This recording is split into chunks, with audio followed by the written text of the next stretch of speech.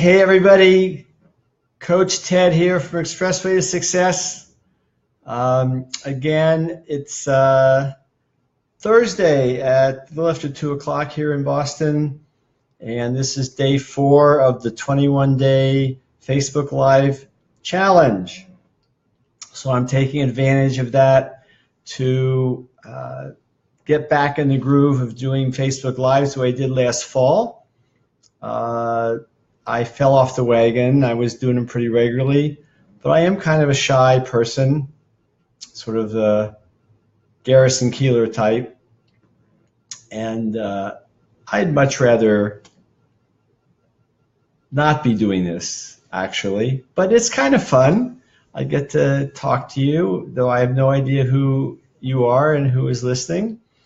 Hopefully some people will show up while I'm talking today. Yesterday, I had several people show up, which was kind of fun. Actually, it was last night. So today I'm doing better. I was going to do it at noon, and it's only 2 o'clock. Yesterday I was going to do it at noon, and I did it at 8:30. So that's improvement. So anyway, today I'm going to talk about challenges of setting boundaries. Let me wait a minute or two for some other people to come online. So while I'm waiting, like the sweater, isn't that cool? I have this great collection of colorful sweaters, and I decided I'm going to show them off on my Facebook Live. And they're kind of little unusual. This is a Kuji style sweater out of Australia. It made this style. It's got all kinds of different textures and colors and shapes. But wait till you'll see this. This is the kicker here, right? So I showed this off last fall, but check these out. Yeah, see how they go with the sweater? Yeah, aren't those pretty cool?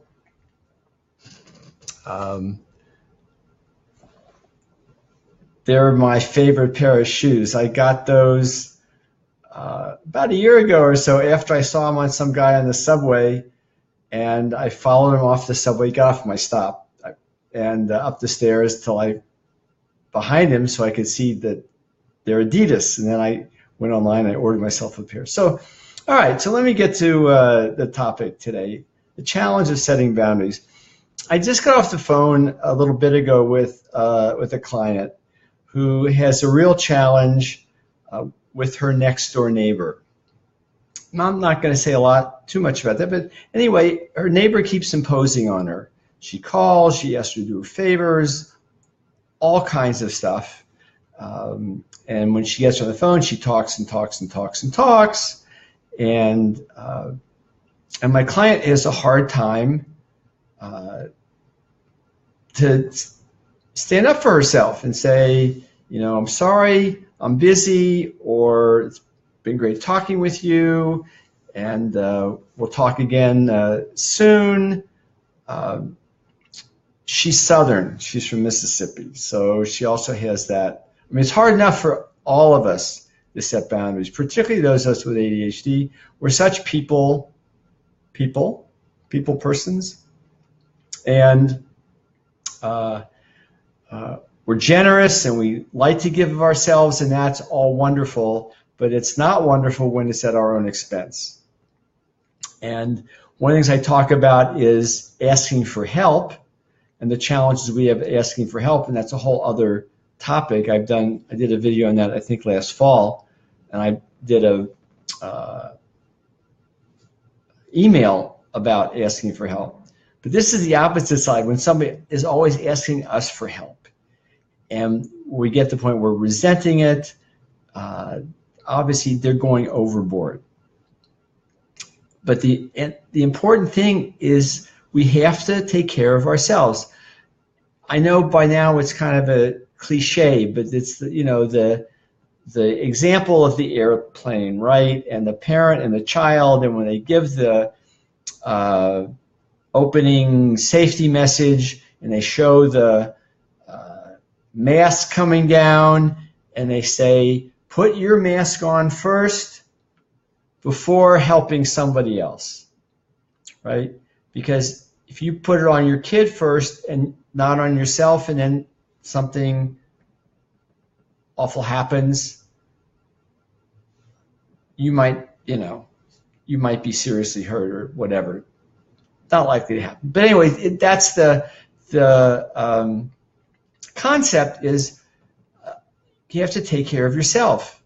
And in fact, I did a seminar a long time ago, and one of their guidelines was take care of yourself so you can take care of others. Because if you're not taking care of yourself, you can't really take care of others, because you're not in the best of health, or you're feeling resentful because somebody's demanding so much of your time.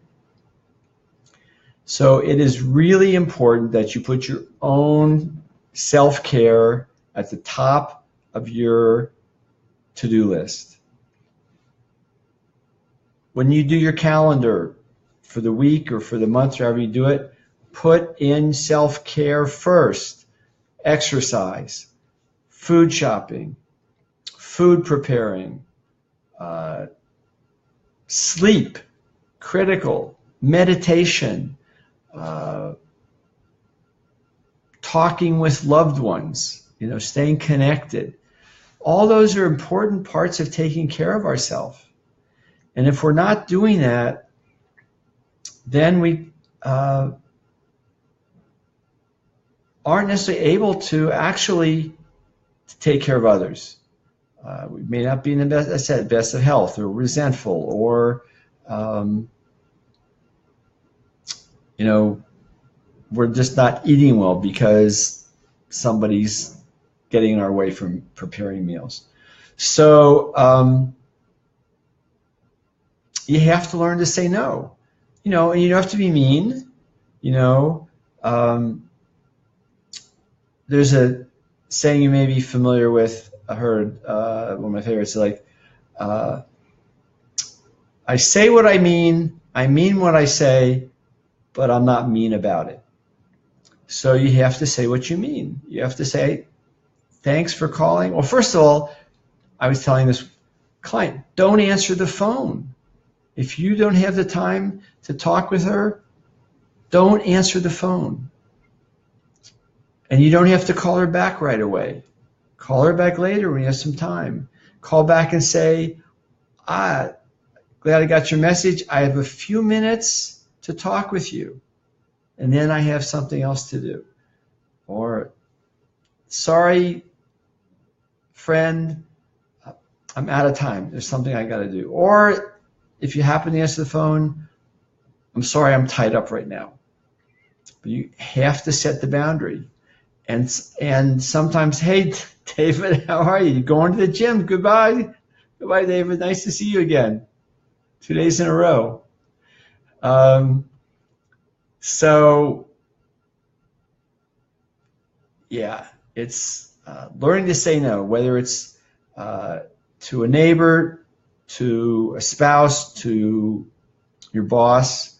Somebody asks you to do something you don't have time to do. You have to take care of yourself, not taking on too much. One of the reasons we procrastinate is because we feel overwhelmed. And one of the reasons we can feel overwhelmed is because we've taken on too much to do. So it's a little bit of a different thing about setting boundaries. I'm more talking actually about the personal one-on-one boundaries with other people. But if that's a challenge for you, practice with a friend. Practice saying, thanks for calling. I'm really tied up right now. I'll call you back later. Or, I'm sorry, I'd love to help you out, but I'm tied up right now. Hey, I've got a few minutes we can talk. What's been going on? Oh, hey, I'm sorry, my time is up. I've got to go, but it's been great talking with you. I know that's not easy, particularly if this is somebody who's really demanding. You have to learn how to do it. So I think I'm repeating myself here. So I'm going to end right here and say, hey, it's been great being with you today. And I'll be back tomorrow with another episode of Living Fully with ADHD. So take care. Have a great afternoon, morning, you're from the West Coast, evening if you're across the pond, and I'll talk to you tomorrow. Ciao.